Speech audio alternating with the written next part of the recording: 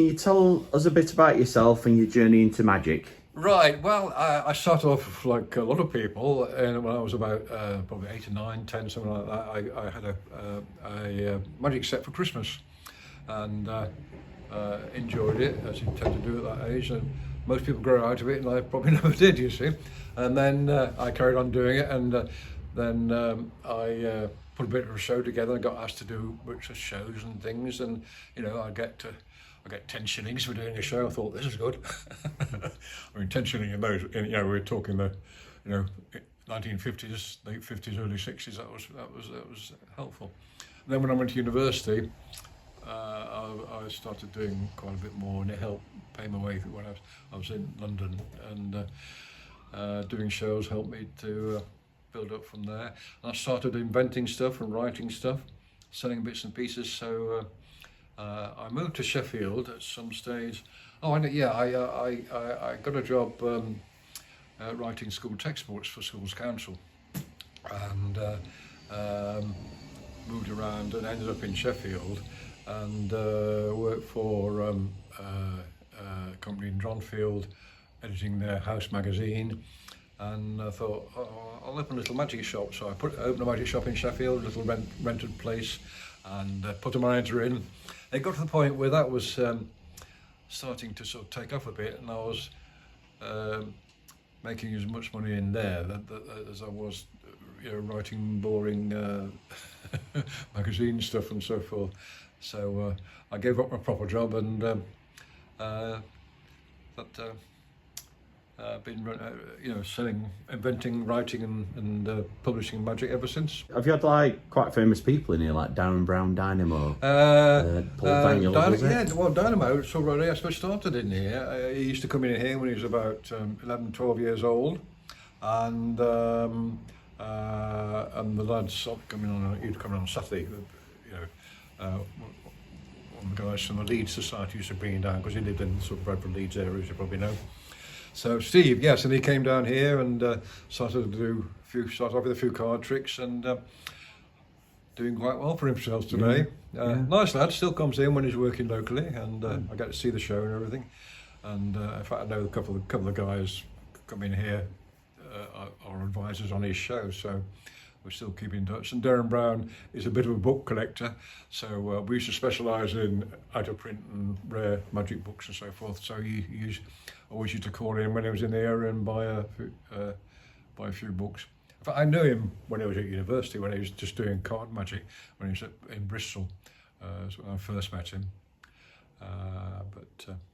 Yeah, so he's done all right for himself as well, hasn't he? I bet it feels good to like but see his how they've sort gone of, on. And yeah, this sort of magic is a sort of I like, because he's using sort of natural methods and you know, working on people's feelings and suggestions and so forth, rather than out and out mechanical trickery, which for me is much more appealing. Yeah. Because you mentioned about your books as well. Yeah. You collected some rare magic books over the years. What's the most unique or valuable book in your collection? Well, I've got Derren Brown sent me a first edition of his latest book, which was only published in a very limited edition, so that's quite valuable to me. And Wayne Dobson, who sadly died recently, he had a television series on ITV. It used to be Paul Daniels, who was a regular visitor, was on BBC, and Wayne was on ITV. But sadly, Wayne contracted MS, and he carried on performing from a wheelchair on stage, and I was on stage with him a few times, which was fun. But he suddenly died about 2 years ago, but again, I knew him. Well, when he was about 14 or 15, and I was starting off, we used to pick him up and take him to conventions, and then he won a big prize for close-up work, and was spotted by TV guy, and went on to do his TV series and so forth. So, yeah, it's an interesting world. You meet a lot of interesting people. Yeah. A few strange people as well. But, Yeah. What would you say for someone new to magic? Where should they start? Is there like a trick or item for beginners? What they could start with, or? Yeah, I mean, people tend to start off with card magic because it's accessible and it's fairly cheap. You know, all you need is a half decent pack of cards and they're willing to spend the time practicing.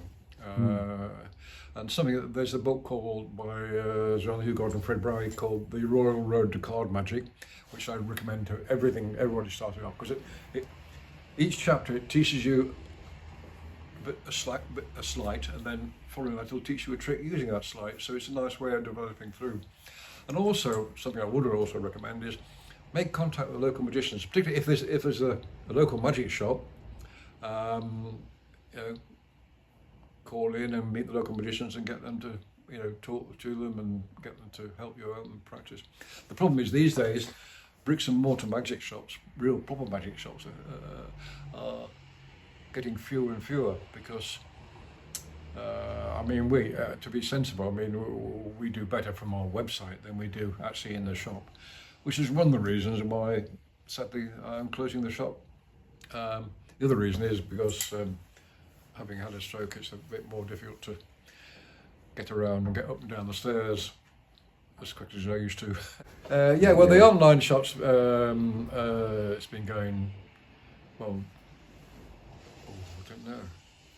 We started it, I think we were one of the first magic shops to go online, so we started the rotting, I suppose, in some ways. So we sell our, as you probably know, we publish books, we sell all our books. And we tend to specialise in storytelling magic. I think my argument is all magic has a story in some time, but particularly I like working with old myths and legends.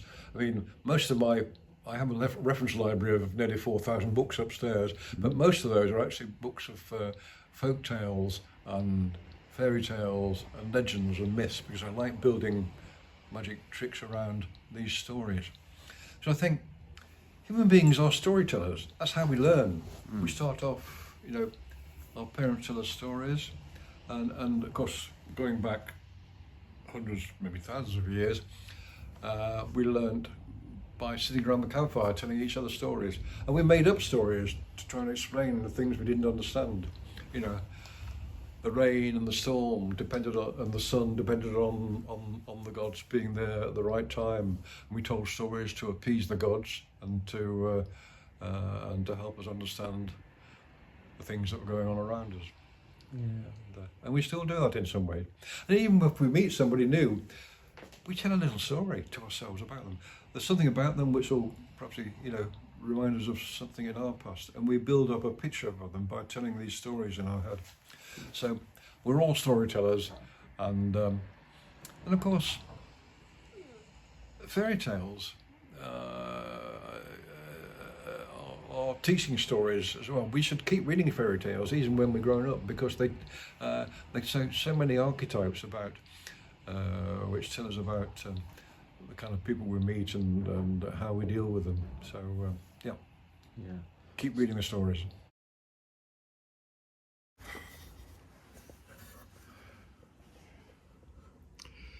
It's a dead fairy.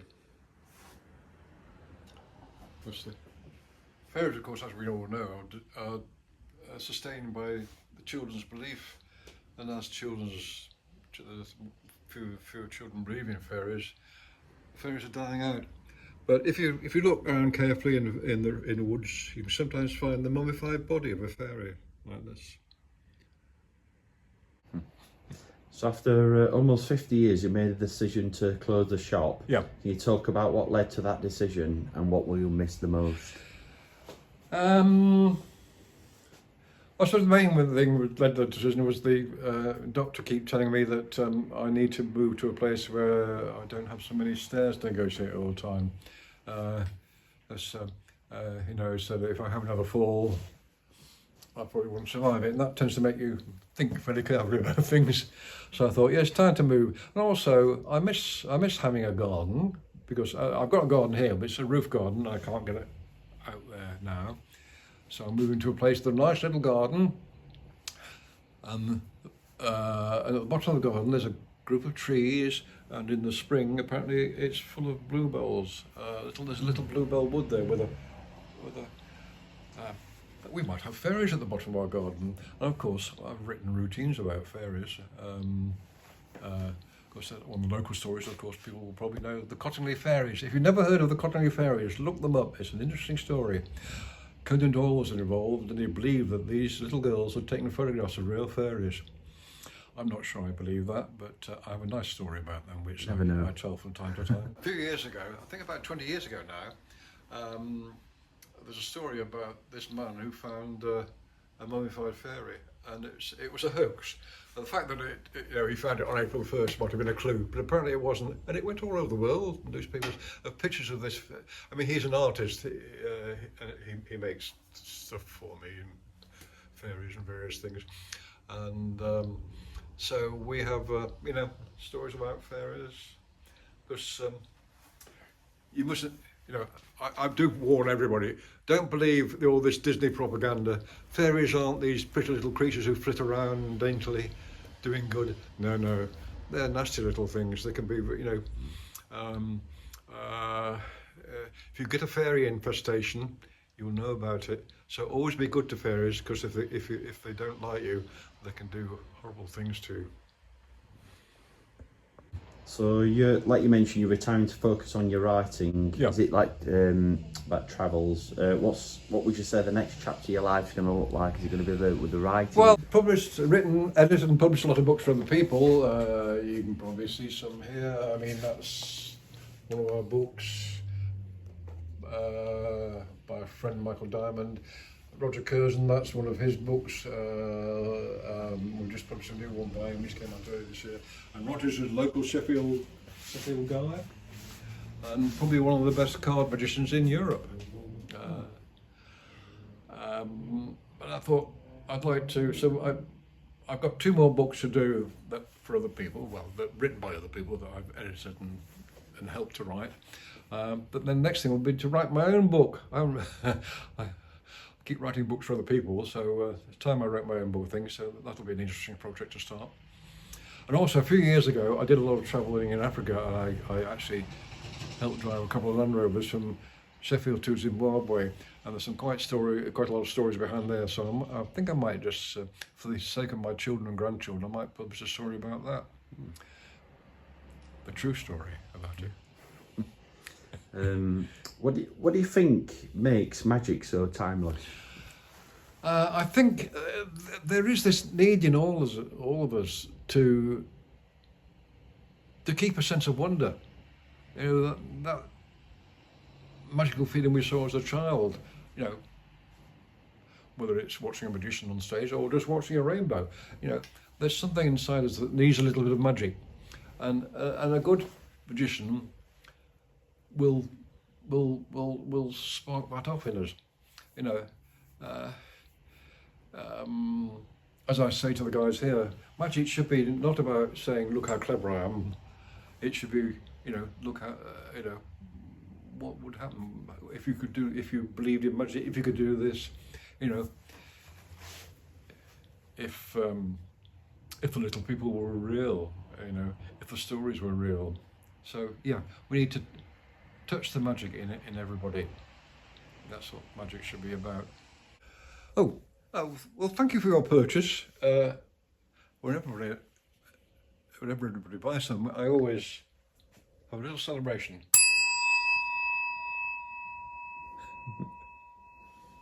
There's a Sheffield connection.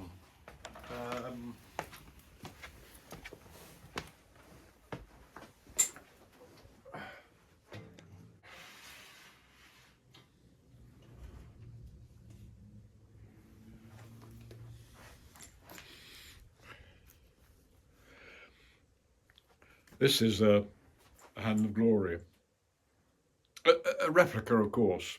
For those of you who don't know, a Hand of Glory is also known as a thieves' light. And the story goes that if you sever the hand of a freshly hung man, pickle it, either place a candle on it or use the wax and the fingers to make a torch, you can be able to move into anyone house invisibly. And so I have a friend who makes replicas for museums of various things. So I said to him, you make me a thieves' light, a hand of glory, and that's it. So I've scripted a nice spooky story about a hand of glory. Japanese gong a leng. And so again, checking folk stories, I found a folk story about a gong which was supposed to have magical powers, and it was stolen by this wealthy man who wanted to use it for his own purposes, but apparently if you didn't approach it with a good heart, it would take things away from you. And it took away his personality of who he was, and he knew he was no longer the person that he used to be. And I thought, ideal. I've got a friend who's a stage hypnotism, and part of his act, he gets somebody up and he makes them forget their name. So now he's using that with my script, and he tells a story about the gong which makes people forget who they are, strikes the gong, and the person forgets his name. It does give him his name back afterwards, but so, you know, as I was saying earlier, there are myths and stories and folk tales which you can take and build into magical performances.